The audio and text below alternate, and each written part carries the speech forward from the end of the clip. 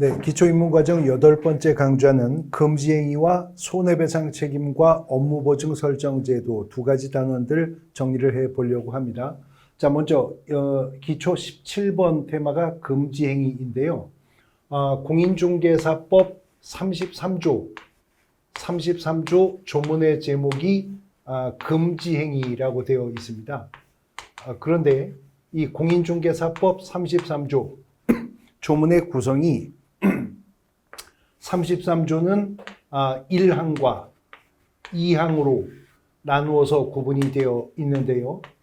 공인중개사법 33조는 문장의 주어가 개업공인중개사는 이렇게 출발합니다. 개업공인중개사 등은 이렇게 출발해요. 개업공인중개사 등은 다음 각호의 행위를 하여서는 아니 된다. 그리고 각호가 모두 9가지가 나열이 됩니다. 근데 이어지는 33조 2항은 조문의 문장의 주어가 누구든지 이렇게 출발해요. 누구든지 다음 각호의 어느 하나에 해당하는 방법으로 개업공인중개사의 업무를 방해하면 아니 된다. 그래서 33조 2항은 5가지 금지행위를 규정하고 있습니다. 그러니까 공인중개사법은 금지행위가 모두 14가지가 있다는 걸 알 수 있죠. 14가지의 금지행위가 있는데 그 중에 33조 1항에 있는 9가지 행위는 개업공인중개사 등에게 하면 안 된다고 말을 하고 있고 33조 2항에 있는 5가지 행위는 누구든지 하면 안 됩니다. 누구든지 여기에 해당하는 방법 중 어느 하나의 방법으로 개업공인중개사의 업무를 방해해서는 안 된다는 거죠. 먼저 33조 1항이 금지하고 있는 9가지 금지행위의 내용들을 살펴볼 건데 33조 1항이 9가지 금지행위를 나열하기 전에 개업공인중개사 등은 다음 각호의 행위를 하여서는 아니 된다. 이렇게 출발하고 있다고 했는데 개업공인중개사 등이라고 하는 표현이 공인중개사법상 쓰이는 용법을 이미 공부하신 데가 있었죠. 우리가 기본윤리 중에서 공인중개사법 29조 2항이 규정하고 있는 비밀준수 의무를 앞서서 공부했었는데요. 그 29조 2항이 개업공인중개사 등은 이렇게 출발했었죠. 공인중개사법 조문 속에서 개업공인중개사 등이라고 하는 표현이 나오면 소속 공인중개사, 중개보조원, 법인인 개업공인중개사의 임원 또는 사원 모두에게 적용되는 조문이라고 했습니다. 비밀준수 의무가 그러했듯이 지금 33조 1항의 9가지 행위도 개업공인중개사는 물론이고 소속 공인중개사도 중개보조원도 법인인 개업공인중개사의 임원 또는 사원도 이러한 행위를 해서는 안 된다는 거죠. 이제 9가지 금지행위를 하나하나 33조 1항 조문 각호 순서대로 살펴보는 건데 첫 번째는 중개대상물에 대한 매매를 업으로 하는 행위를 하지 말랍니다. 기초입문과정이기 때문에 지문 해석의 오류로 의아함을 좀 느끼실 수가 있을 수도 있을 것 같은데요. 아니, 중개대상물의 매매를 업으로 하는 건 개업공인중개사가 하는 일반적인 행위가 아닌가 이렇게 생각하실 수 있는데 아주 작은 표현의 차이로 문장의 의미가 완전히 달라질 수가 있는 것이 중개대상물에 대한 매매를 한다는 말과 매매를 알선을 한다는 말은 완전히 다른 말이 되는 거죠. 비유하자면 혼인을 중매한다는 말과 혼인을 한다라고 하는 말은 완전히 다른 말이 되는 거잖아요. 우리가 혼인을 중매한다 이렇게 말을 하면 장가가고 시집가는 사람은 따로 있는 거죠. 그들이 결혼할 수 있도록 소개하는 중매 행위가 그런 행위죠. 근데 혼인을 한다라고 말을 하면 내가 장가를 가거나 내가 시집을 가는 것이 혼인을 하는 행위가 되는 거잖아요. 지금 법정 중개대상물에 대해서 매매를 알선한다라고 말했다면 매도인과 매수인은 따로 있고 그들이 매매계약이라고 하는 법률행위를 성사할 수 있도록 조력하는 행위를 하는 거 그건 중개행위니까 그건 업으로 할 수 있죠. 그건 중개업이니까요. 근데 매매를 한다라고 말을 하면 개업공인중개사 등이 매도인이 되거나 매수인이 되어서 부동산 매매 계약의 당사자가 되는 걸 의미하는 거죠. 매매를 알선하는 것과는 구분될 겁니다. 근데 이 개념을 구분해 놔도 의아한 게, 아니 그러면 중개대상물의 매매를 업으로 하는 행위를 하지 말라면 개업공인중개사는 현업에 있는 동안은 땅도 못 파냐? 소속공인중개사는 필요해도 한두 필지 땅을 못 파냐? 아니, 여기서는 매매를 하지 말라고 한 게 아니고요. 매매를 업으로 하는 행위를 금지한다는 거죠. 그러니까 단순한 재산 처분 행위로서 살던 집을 팔거나 한두 필지 땅을 사는 행위 자체가 금지가 되는 건 아니고, 그러한 중개대상물에 대한 매매 행위를 업으로 했을 때 금지가 된다는 겁니다. 어떻게 행하면 업으로 행하는 것이냐는 중개업의 용어의 정의에서 기초입문과정이지만 우리가 간단히 한번 짚어보기도 했는데, 대법원 판례에 따르면 어떤 특정한 행위를 업으로 행했다는 것은 대상은 불특정 다수인을 상대로, 방법은 계속적 반복적으로, 목적은 영업을 목적으로 했을 때 그 행위를 업으로 행했다라고 말을 하는 거죠. 그러니까 전문적인 집장사, 땅장사 하는 것을 이 법은 금지한다는 거지, 매매 행위 자체를 금지하거나 매매를 알선하거나 매매 알선 업으로 하는 행위를 금지하는 것은 아닌 것입니다. 두 번째 금지 행위는 등록을 하지 아니하고 중개업을 영위하는 자, 우리가 이 자를 무등록 중개업자라고 강학상 부르죠. 실제 기출문제에서도 무등록 중개업자라는 용어를 사용하고 있기도 합니다. 어쨌든 그런 자인 사실을 어떻게 해요? 알면서 그를 통해 중개 의뢰받거나 그에게 자기 명의를 이용하게 하는 행위를 금지한다 합니다. 두 번째 금지 행위의 특징은요, 알면서, 민법에서 어떠한 사실을 알았다, 몰랐다라고 말할 때 선의, 악의라는 표현을 쓰잖아요. 두 번째 금지 행위의 특징은 악의일 경우에 그 행위가 금지 행위가 된다는 거죠. 비록 개업공인중개사가 무등록 중개업자를 통하여 중개 의뢰를 받은 사실이 있다 하더라도 그 당시 개업공인중개사의 업무상 귀책 사유 없이 그자가 무등록 중개업자라는 사실을 몰랐었다면, 선이었었다면 이것은 금지행위 위반이라 할 수가 없다는 거예요. 알면서 악의일 경우에 금지행위가 된다는 것이 특징입니다. 세 번째 금지행위는 법정 보수 또는 실비를 초과하여 금품을 받거나 그 밖에 사례, 증여, 그 밖에 어떠한 명목으로라도 금품을 받는 행위는 금지한다. 결국은 중개와 관련하여 개업공인중개사가 의뢰인으로부터 받을 수 있는 금원은 그 명목이 보수, 복비 말하는 겁니다. 중개보수, 보수와 실비뿐이고 그마저도 법이 정한 범위 내에서, 그래서 법정 보수 또는 실비라고 말하죠.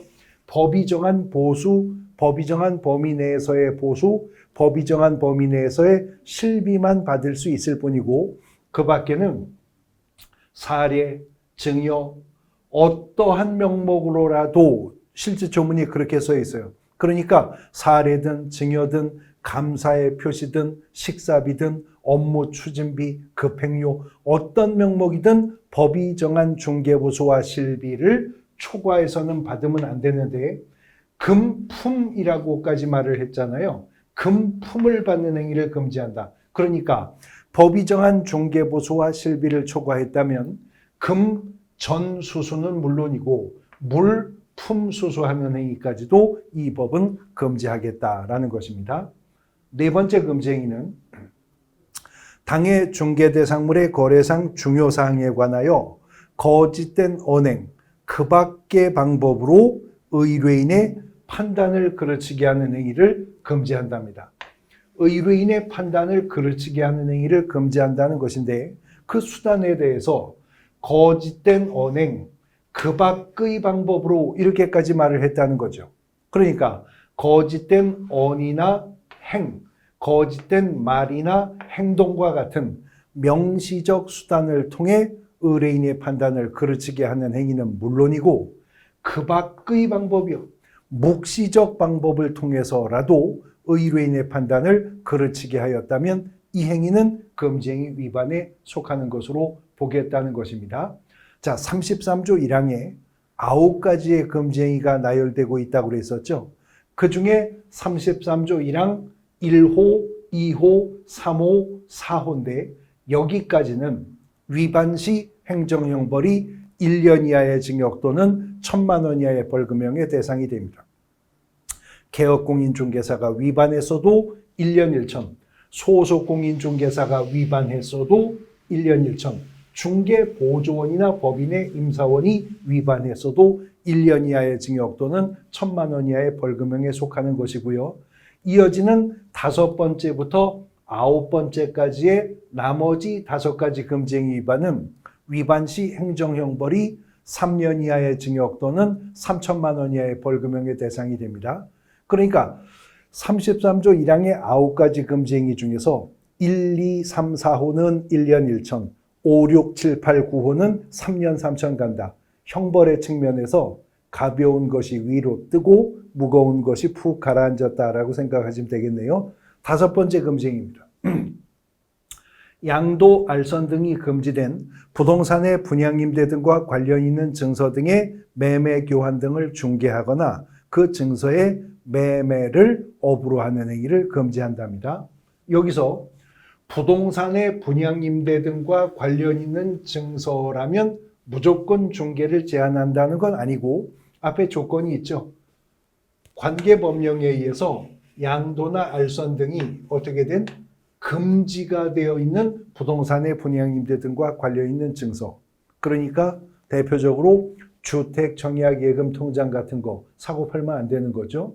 뭐 철거민, 입주증, 무슨 마을, 주민증 뭐 이런 것들 당첨이 되면 분양 예정자로 선정될 수 있는 지위를 가리키는 데 불과한 입주권, 우리가 현장 실무에서 딱지라고 부르는 것들, 이런 것들은 개업공인중개사가 중개해도 안 되고 매매를 업으로 하는 행위도 금지를 한답니다. 6번째 금지 행위는 중개 의뢰인과 직접 거래하거나 거래 당사자 쌍방을 대리하는 행위를 금지한다. 그런데 지금 6번째 금지 행위는 가운데 하거나라고 하는 표현이 있습니다. 영어로 말하면 or죠. and가 아니라 하거나 그랬어요. 그러니까 개업공인중개사 등이 중개 의뢰인과 직접 거래했다면 당사자 쌍방 대리를 안 했어도 그것만으로도 금지행위 위반입니다. 하거나니까.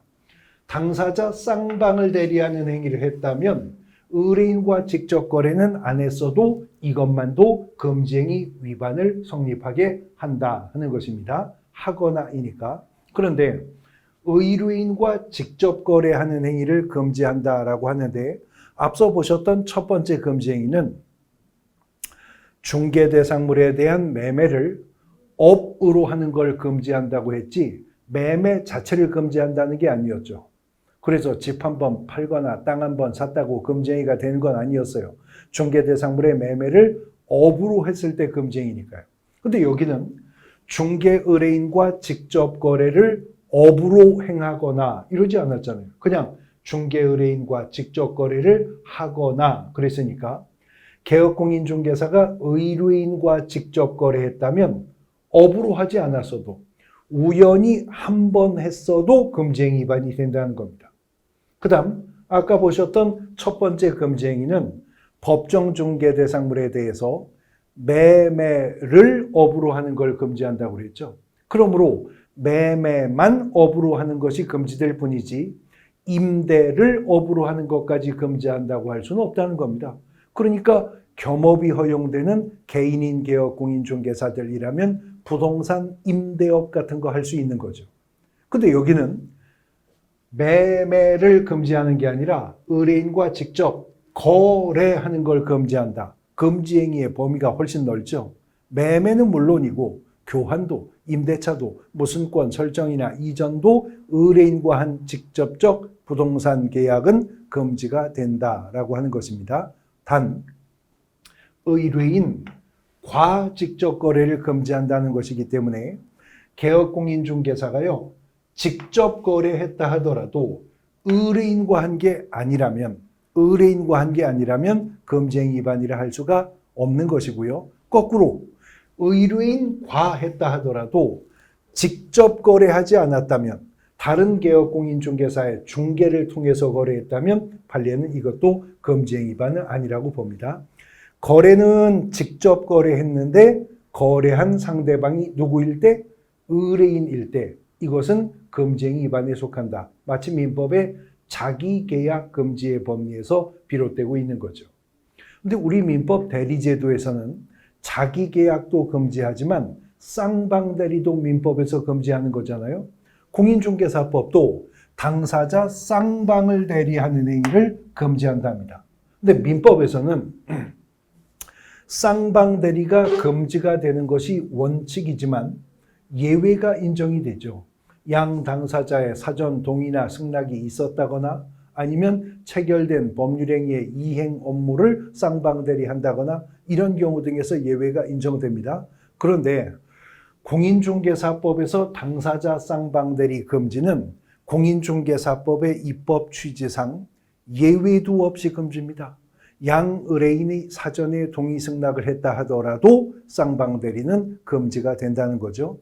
단 입법상 쌍방을 대리하는 행위를 금지한다고 했기 때문에 쌍방대리 행위만 금지가 될 뿐이지 당사자 중 일방을 대리하는 것까지 금지한다 할 수는 없다. 당사자 일방은 대리할 수 있습니다. 일방 대리는 금지행위가 아니지만 쌍방 대리는 양 의뢰인의 사전 동의가 있어도 승낙이 있어도 금지행위에 속하게 된다는 거죠.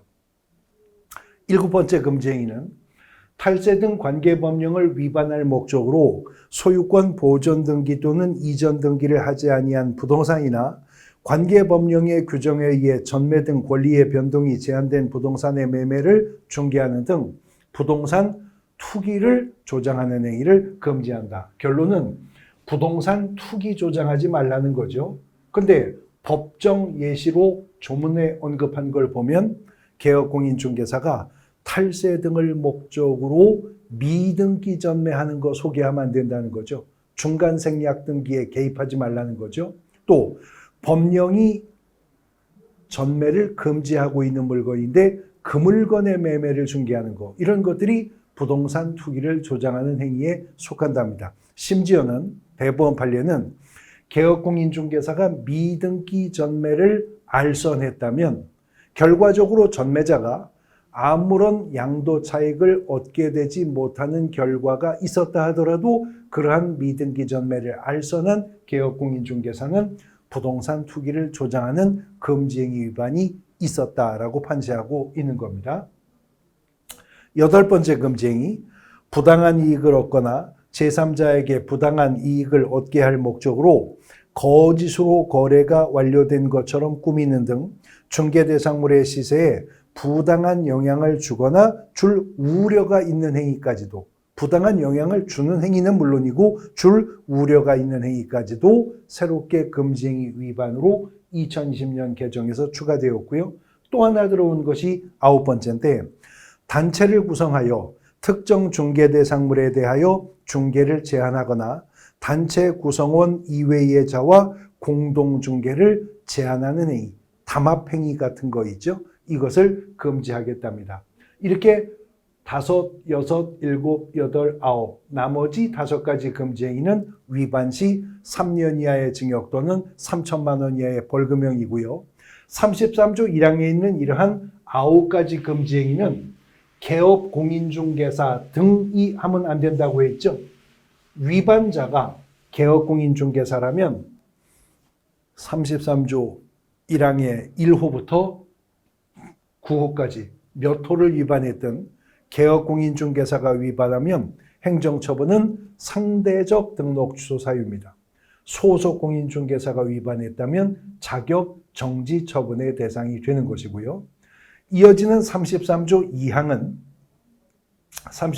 2항은 문장의 주어가 누구든지라고 나간다고 했었죠. 이제 33조 2항에 있는 5가지 금지행위인데 누구든지입니다. 누구든지 시세에 부당한 영향을 줄 목적으로 다음 어느 하나의 방법으로 개업공인중개사 등의 업무를 방해하면 안 된다. 그래서 총 5가지 금지 행위가 나열되고 있는데 보시면 첫 번째, 안내문, 온라인 커뮤니티 등을 이용하여 특정 개업공인중개사에 대한 중개 의뢰를 제한하거나 제한을 유도하는 행위 금지한다 합니다.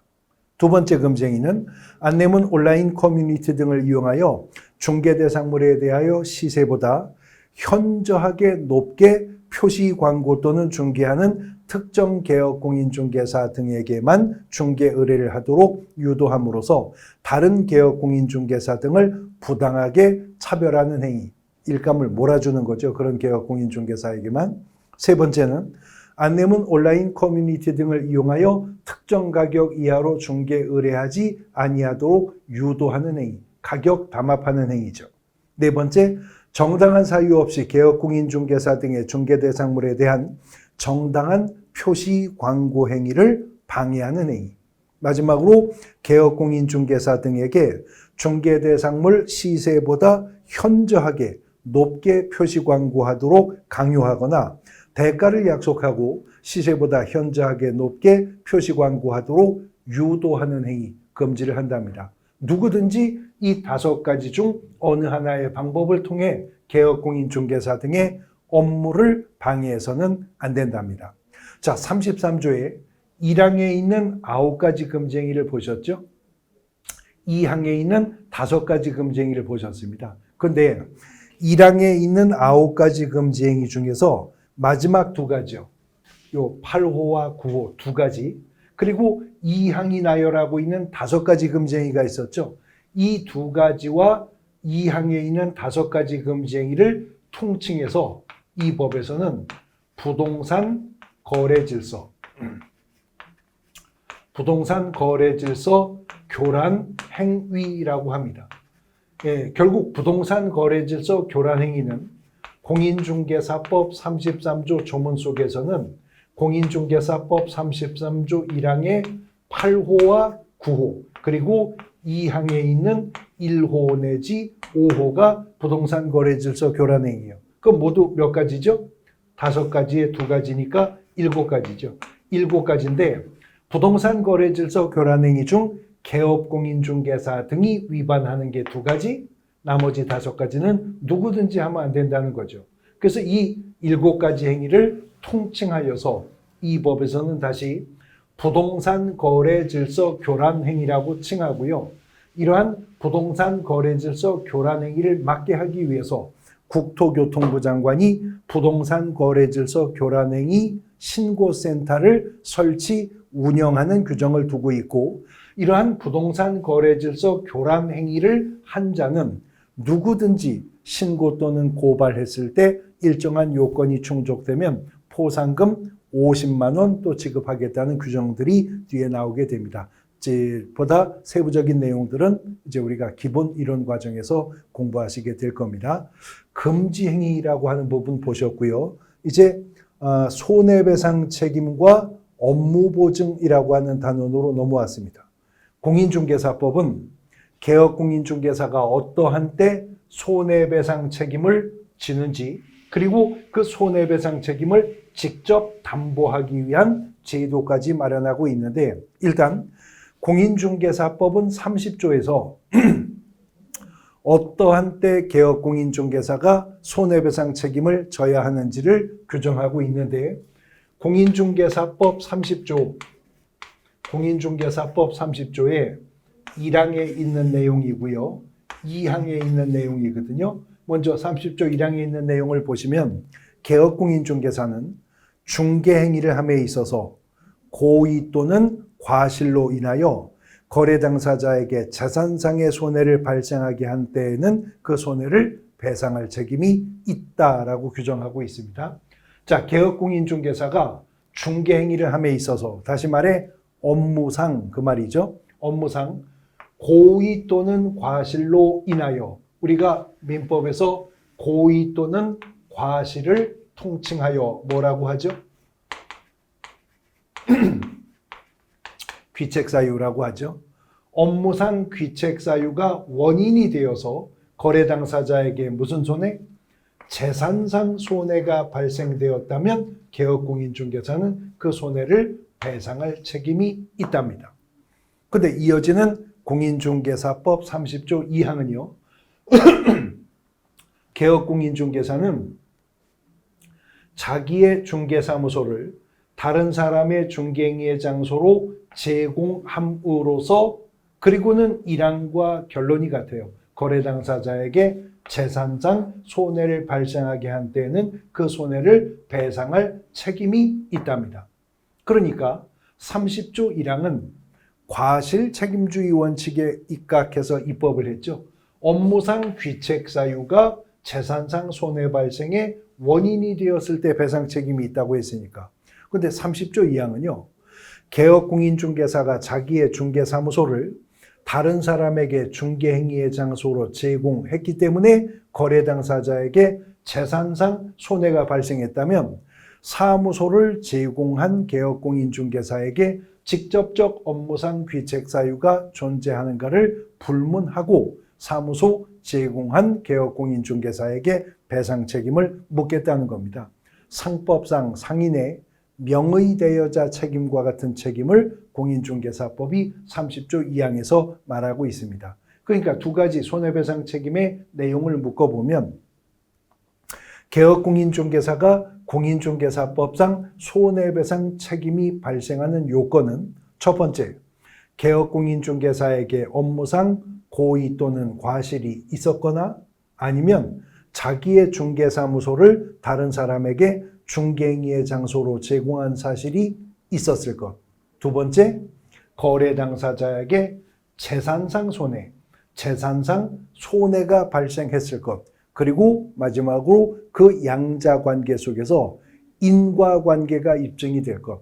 원인과 결과되는 관계가 입증이 될 것. 그 인과관계를 1항에서는 인하여라고 하는 표현을 썼고 2항에서는 함으로써라는 표현으로 문장을 연결하고 있었던 겁니다. 그러면 개업공인중개사는 손해배상 책임이 있다는 거죠.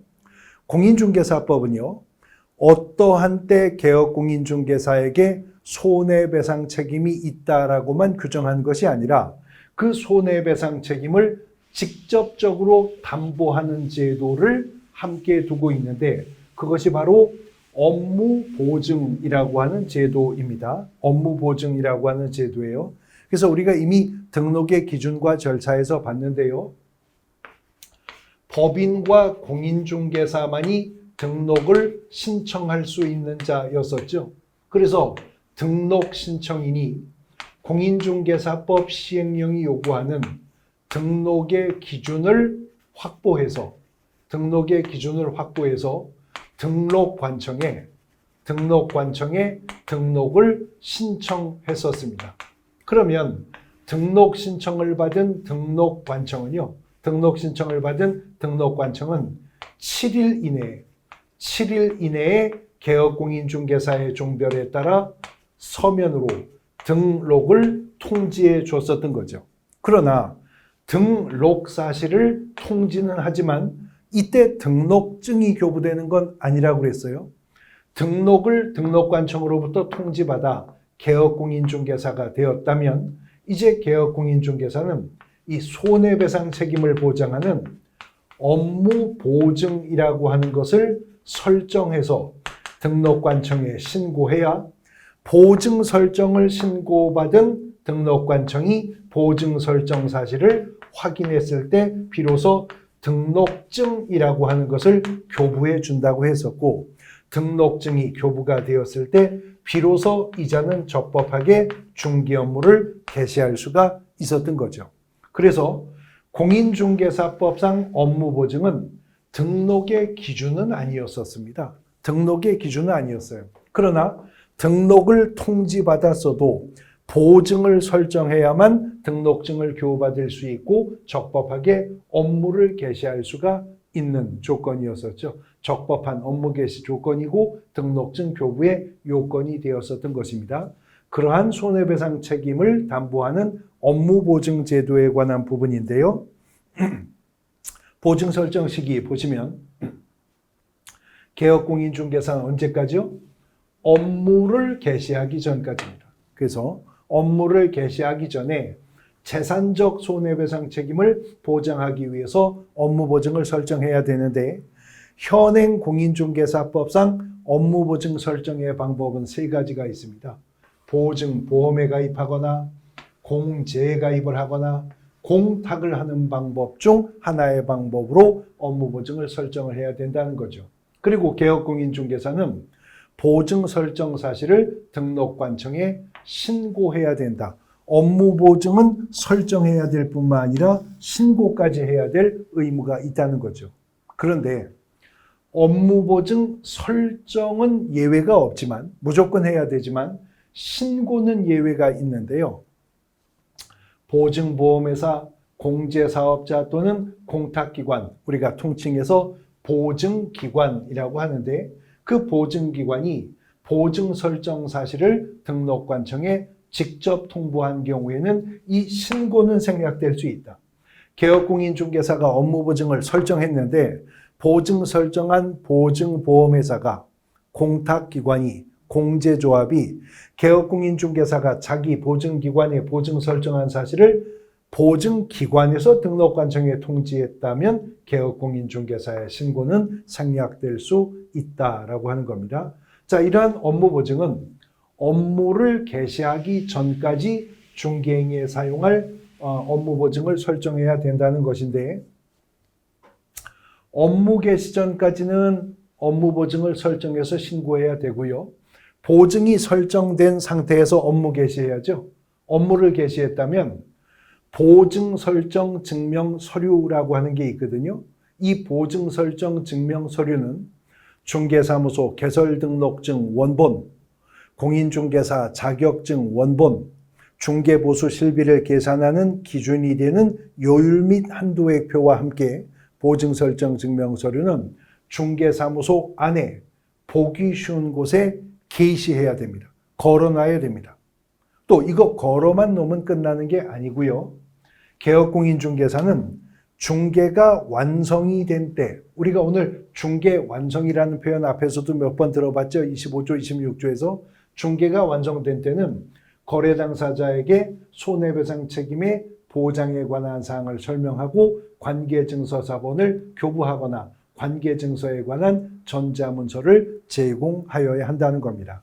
자, 우리가 전 시간에 공부했었던 내용과 연결해 보면 중개 완성이라고 하는 것은 개업공인중개사의 중개로 인해 양의뢰인 간에 거래 계약이 체결되면 중개는 완성이 된다고 했습니다. 이때 공인중개사법 26조는 개업공인중개사가 거래계약서를 작성할 의무를 규정했었죠. 그런데 법 25조 3항에 따르면 중개가 완성되어 개업공인중개사가 거래계약서를 작성하는 때에는 함께 뭐도 작성해야 된다고 그랬어요? 중개대상물 확인설명서도 함께 작성해야 한다고 했었습니다. 바로 이때입니다. 중개가 완성이 되어 개업공인중개사가 거래계약서와 확인설명서를 작성하여 거래 당사자에게 교부, 발급하는 그때입니다. 바로 그때 개업공인중개사는 보증, 관계, 증서, 사본이라고 하는 것도 거래 당사자 모두에게 제공해야 한다는 거죠. 우리 공인중개사법상 중개가 완성되는 건마다 개업공인중개사가 거래 당사자, 쌍방 모두에게 제공해야 되는 것은 모두 세 가지인데 첫 번째가 거래계약서, 두 번째가 확인설명서, 그리고 세 번째가 보증, 관계, 증서, 사본인 겁니다. 근데 이 세 가지를 이제 비교해 보면 공통점은요. 이 셋 다 중개가 완성되었을 때 셋 다 거래 당사자, 쌍방 모두에게 제공한다는 점은 공통점입니다. 근데 차이점은요. 이 중에 거래계약서와 확인설명서는 중개 완성 건마다 개업공인중개사가 작성하는 문서들이죠. 그러므로 거래계약서도 확인설명서도 서명 및 날인을 해야 됩니다. 거래계약서, 확인설명서, 서명 및 날인을 해야죠. 개업공인중개사와 해당 중개행위를 한 소속공인중개사가 함께 해야 된다고 배우셨어요. 그러나 보증관계증서는 사본이 제공되는 거지 중개완성건건마다 다른 내용을 작성하는 게 아니죠. 그러므로 서명 및 날인의 의무가 없죠. 그 다음에 거래계약서는 작성하여 서명 및 날인의 당사자에게 교부하고 5년간 보존해야 될 의무가 있다고 봤었죠. 중개대상물 확인설명서는 3년간 보존 의무가 있다고 했었죠. 그러나 보증관계증서사본은 보증설정 증명서류가 늘 중개사무소 안에 보기 쉬운 곳에 게시가 되어 있으므로 이 사본은 별도로 보존할 필요는 없습니다. 단 중개가 완성되어 개업공인중개사가 거래계약서와 확인설명서와 함께 보증관계증서사본을 거래 당사자에게 제공할 때는 일정한 사항을 설명을 하고 보증관계증서사본을 교부하거나 전자문서로 제공해야 되는데 이때 뭘 설명해야 되는지까지도 공인중개사법은 정했습니다. 보장기간, 보증기관 및 그 소재지, 그리고 보장기간을 설명해야 된답니다. 구체적 예 속에서 적용을 하면 자, 개업공인중개사의 중개로 아파트 매매 계약이 체결되었답니다. 중개 완성되었죠? 그러면 개업공인중개사는 아파트 매매 계약서 작성해야 되고 중개대상물 확인설명서 1번 서식, 주거용 건축물이니까 1서식을 작성해야죠. 그래서 아파트 매매 계약서와 아파트 확인설명서를 거래 당사자에게 교부할 때 보증관계증서사본도 같이 줘야 된다는 거죠. 이때 그냥 입 꽉 다물고 주기만 하면 되는 게 아니고 주면서 제가 서울보증보험회사에 2억 원 보험에 가입되어 있습니다. 만일 저의 업무상 고의나 과실 등으로 재산상 손해가 발생하면 분쟁이 종료되었음을 입증하는 서면을 가지고 이 보증보험회사 어디에 위치하고 있으니 가시면 2억 원까지는 책임 보장되니까 안심하셔도 됩니다. 이 내용을 설명해야 된다는 거죠.